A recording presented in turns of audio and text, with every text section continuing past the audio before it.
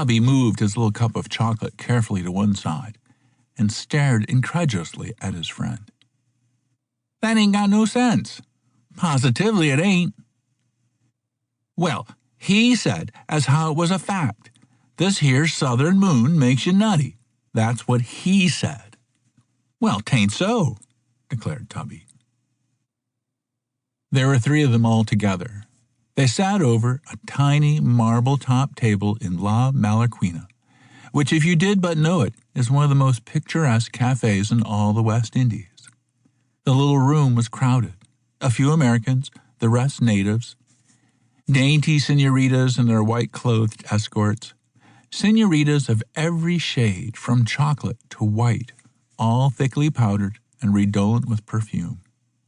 A 3-piece native orchestra squeaked out its island tunes unnoticed by the chattering crowd, and the smoke of 100 cigarettes hung heavy in the humid air. The first man repeated his statement. I ain't saying what I think. I'm telling you what he said. If you don't wear your hat, this here southern moon makes you nutty. That's what he said. You're right, Jake, added the second man. That's what he said. And furthermore, and in addition, the first man went on with avidity, these Dagos is superstitious, but they ain't fools, so there must be something to it. Tubby considered a moment. This here's the same moon we have in New York, ain't it? Yes, the first man admitted reluctantly. It's the same moon. Then it's the same moonlight here as it is there, ain't it? Course it is, said the first man. What you getting at? Well, if it's the same moonlight, it ain't never made me nutty yet, and I was out in it all last summer at Coney. So I guess it ain't likely to hurt me none down here. Ain't I right? He's right, Jake, admitted the second man. The first man was unabashed. I'm only telling you what he said. What did you come down here for if you think you know more than him after 2 days? I come down here to clerk in the American grocery, not to walk in no moonlight, answered Tubby. I ain't afraid of it. Well, you'd better be, he said. And besides that, and in the next place, you ain't got no knowledge to contradict him. You don't even know what the word Luna means, do you now? The first man stuck his forefinger accusingly directly in Tubby's pudgy face. Huh? Said Tubby. I said you don't even know what the word Luna means, do you? Luna Park, evaded Tubby, is where the Chutes is at Coney Island. The first man sneered. The word Luna means moon, he explained loftily. And furthermore, that's where the word lunatic comes from, and lunacy. You're right, Jake. That's where they come from, agreed the second man. Tubby had paid the waiter. He rose to his feet.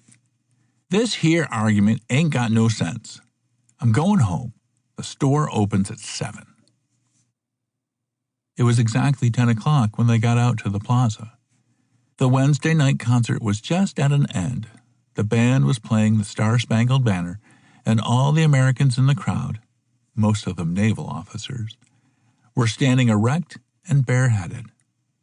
Tubby stood stock still, hat in hand, waiting for the conclusion of the piece. He gazed up at the huge full moon blazing down on him from beside the Southern Cross in the cloudless sky.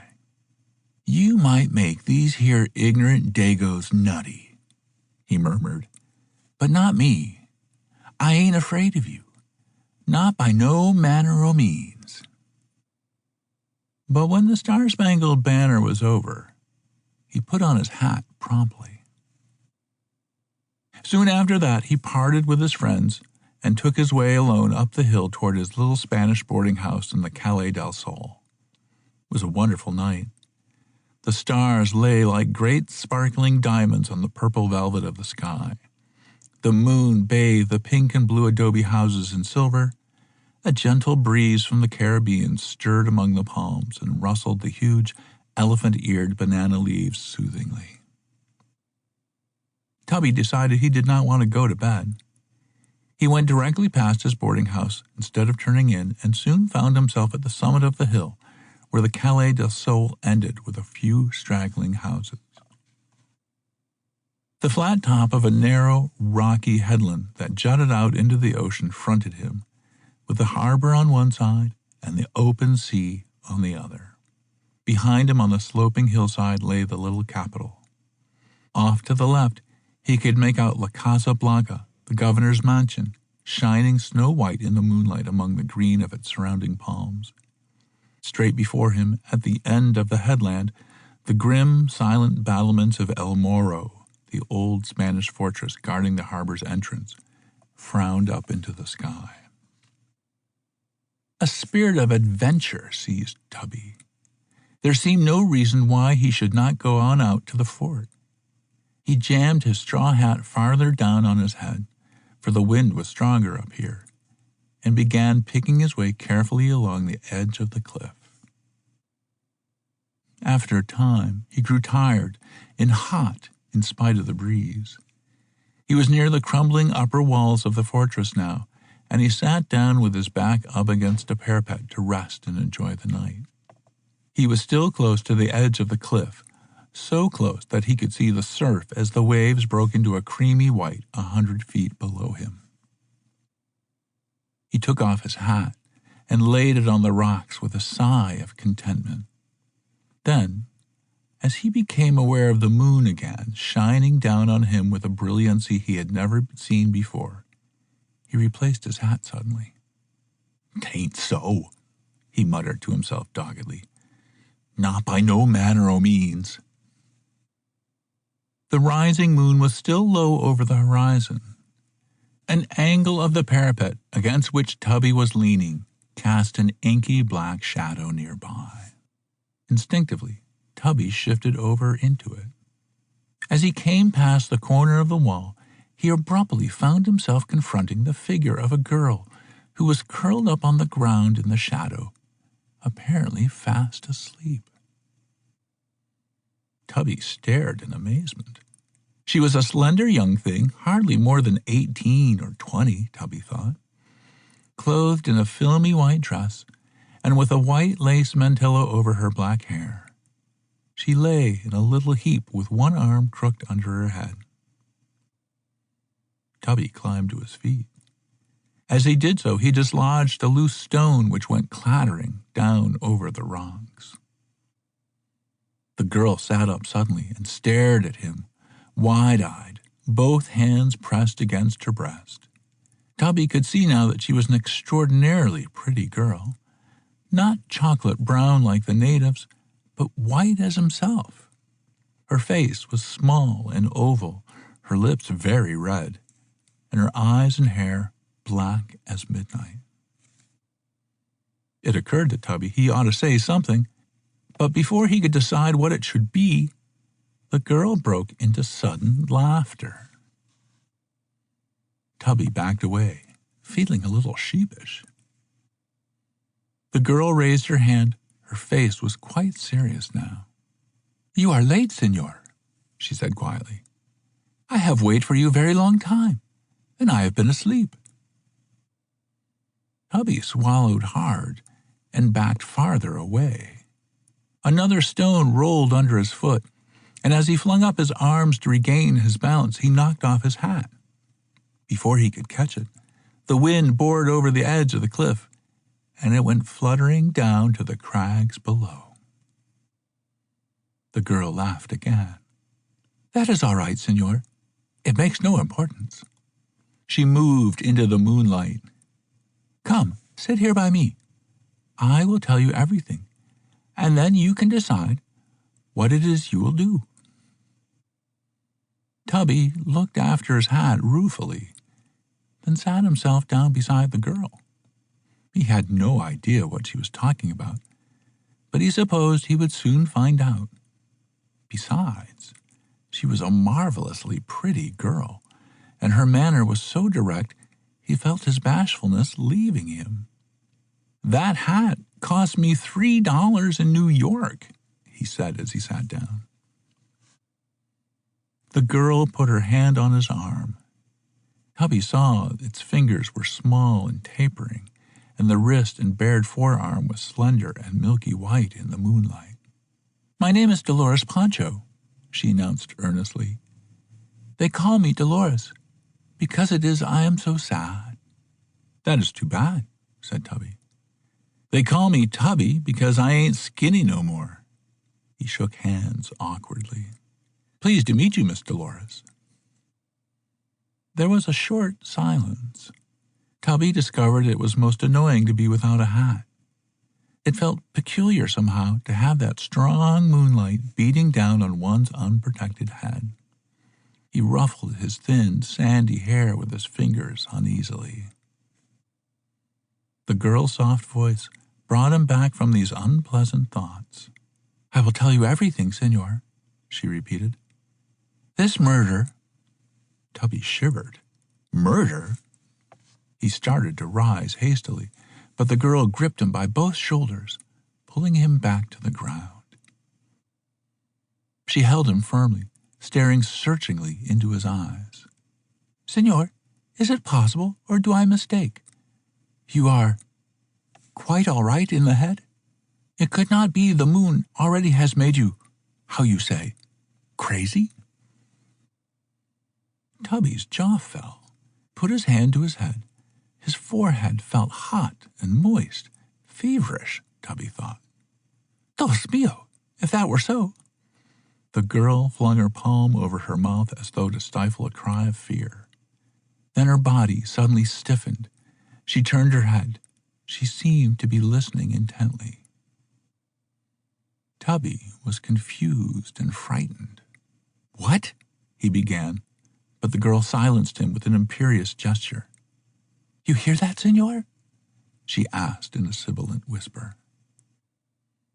Tubby listened.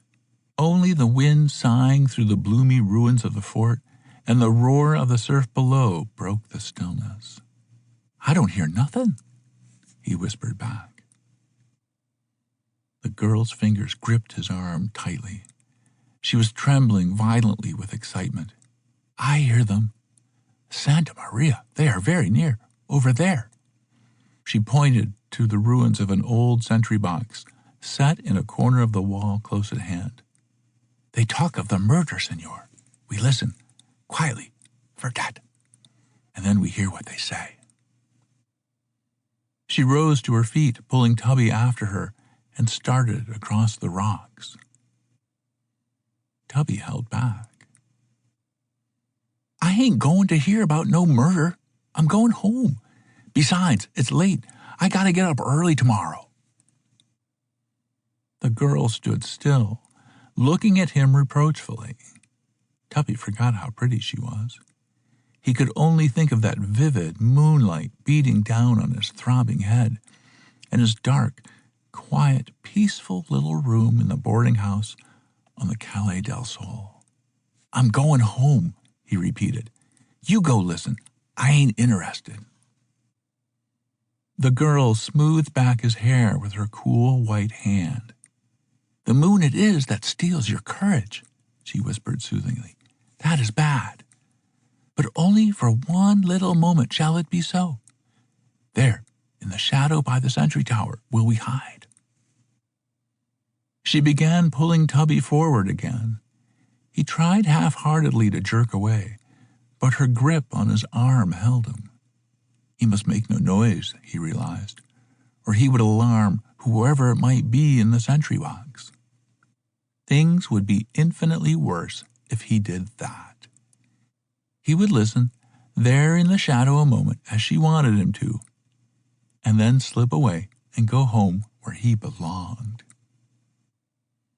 They got up close beside the little tower and crouched together on the ground. "I don't hear nothing," Toby whispered after a moment. He felt his courage coming back. It was very comforting to be out of the moonlight, and the complete silence from within the sentry box reassured him. "These Dago girls is all nutty," he murmured to himself. I don't hear nothing, he repeated in a whisper. Am I deaf or what? She did not answer, but sat perfectly quiet, listening. Tubby grew exasperated after a moment. There ain't nobody in there. Come on, I'll show you there ain't. He started around toward the back of the tower, where a narrow slit in its circular wall gave entrance. The girl was close at his side, still holding his arm. He felt her trembling again. Don't get scared, he said. There ain't nobody there. As they came within sight of the entrance, Tubby saw the motionless figure of two men lying on the ground just outside. He gasped in horror. But before he could turn to run, the girl flung herself on him with a shrill cry that frightened him almost out of his senses. He struggled with her, but she had her arms wound around his neck, and he could not free himself. Evidently, the men were only asleep, not dead, as Toby had supposed. For at the girl's scream, they both jumped to their feet, and a moment later one of them was holding him fast, while the other pulled the girl away from him. Tubby continued to struggle. Let me go, he gasped. I ain't done nothing. I didn't want to come here anyway. She brought me. The man holding him seemed extraordinarily strong. Tubby soon gave it up and stood quiet, panting heavily. The other man had torn the girl away and was holding her by both wrists. Let me go, Tubby repeated. I ain't interested in no murder. He had a better look at his two captors now. The man with whom he had been struggling was very tall and powerfully built. He was dressed in white duck trousers, white canvas sneakers, and above the waist only in an undershirt. The other man was considerably older, with gray hair and a pointed gray beard and large mustache. He wore black trousers, pointed black leather shoes, and a full dress shirt, white vest, and swallow-tailed coat. Tubby was most impressed with his appearance, especially with the narrow red ribbon that ran diagonally across his shirt front. A picture he had once seen of a Spanish diplomat in Washington came to Tubby's mind. It took him only a moment to note these details. Meanwhile, the girl had broken out into moaning and crying, and both men were admonishing her severely in Spanish, which Tubby took to mean, shut up. She obeyed them finally, and the man holding her turned her loose at once. There was a moment of complete silence. The man's restraining hand on Tubby seemed to relax. Tubby gathered his courage. Well, see you later, folks, he said with an attempt at jauntiness. I'm going home. It's late already. He turned away, but his captor's hold on his arm immediately tightened and jerked him back. The man stared into Tubby's eyes searchingly, just as the girl had done. What he saw was evidently alarming. He tapped his forehead significantly. Un Americano loco, he remarked to his companion, and then, in English, Si, Don Alvarado, si, he as crazy from la lune. Tubby's indignation for a moment overpowered his fear. I ain't crazy, he denied hotly. I'm tired. I'm going home. But in spite of the stoutness of his words, his heart sank with dismay. I ain't crazy. I ain't. He felt his temples pounding. The top of his head was hot under the burning rays of the moon, and the scene before him began swaying from side to side dizzily. The old Spaniard came slowly forward and faced Tubby. Most unfortunate, senor, he said with dignified courtesy. I have the honor to offer you our most humble apology. This moon of ours, it steals the senses. It is most insidious, senor, but we cannot help it. We can only offer you our very sincere regrets. Tubby's brain was whirling. Much obliged, he said. The old Spaniard turned to the girl. Dolores, my dear, I'm afraid it is true what Pedro has said. Our noble friend here, El Señor Americano. The girl had been standing quiet, staring abstractedly at the ground. At the old man's words, she raised her head abruptly. No, no, it cannot be, for I love him. Santa Maria, how dearly I love him. She flung herself forward and wound her arms about Tubby's neck again. The younger man disengaged her gently. We take him a la casa. Find out? He inquired questioningly. Don Alvarado nodded. It is the only way, senor, he said to Tubby. El Medico, that great doctor from your own country. To him we will go. He will know if indeed you are crazy. The girl was crying again. Pedro left them swiftly and disappeared into the sentry box. What are we going to do? Tubby wanted to know. The old Spaniard paid no attention to the question, and in a moment more, Pedro reappeared with a huge umbrella, which he spread over the American. They started off, one of the men on each side of Tubby, their arms linked in his, the big umbrella over them. The girl followed close behind, still crying softly. The shadow under the umbrella was very grateful to Tubby. His temples were not pounding so hard now. Where are we going? He asked. To the great doctor we go, the old man answered, to see if indeed it be so you are demented. Tubby tried to stop walking, but the two men pulled him forward relentlessly. I don't want to go to any doctor, he protested. I ain't crazy. I'm sleepy. My head hurts. Ah, you see, Don Alvarado, his head hurts. It is better you do not talk much now, said the old Spaniard soothingly. Soon we shall know, but I fear it is true. They followed the top of the cliff back into the Calle del Sol. The little street was deserted. Not a single person was in sight when they started down it. Tubby looked longingly at his boarding house as they passed, but his captors ignored his protests and continued to drag him forward. Marching solemnly, all three men close under the umbrella, the girl following mournfully behind, they came to the Plaza Principal. It too was almost deserted.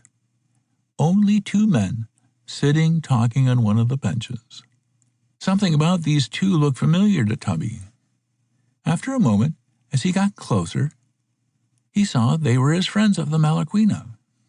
Ho, Jake, he roared suddenly. Come here, Jake. The two men looked up. Tubby waved at them frantically before his captors could stop him. Hey, Jake, listen, come here a minute. His friends got up leisurely and came forward. Tubby's captors, after their first surprise at this unexpected development was over, made no attempt to avoid the meeting. Jake, listen, these here guys say I'm nutty, Toby greeted them. They're taking me somewhere. I ain't nutty, Jake. Honest I ain't. Am I? The old Spaniard made a punctilious bow to the newcomers. Senores, my greetings to you. Tubby's friend Jake bowed also, which evidently he considered the correct thing to do. He glanced at the girl admiringly as she stood with her hand resting caressingly on Tubby's arm. What's the trouble? He demanded. These here guys, Tubby began, but the old Spaniard interrupted him. The moon, senores. It is very strong here in our southern latitudes. Your honored friend we found. Without his hat, Pedro put in. Without his hat, underneath its burning rays. And senores, we fear. The old man looked very solemn indeed. We greatly fear it may have stolen his senses. He says his head hurts, Pedro added. Jake was much impressed. He scrutinized Tubby closely. Tubby's gaze fell before his.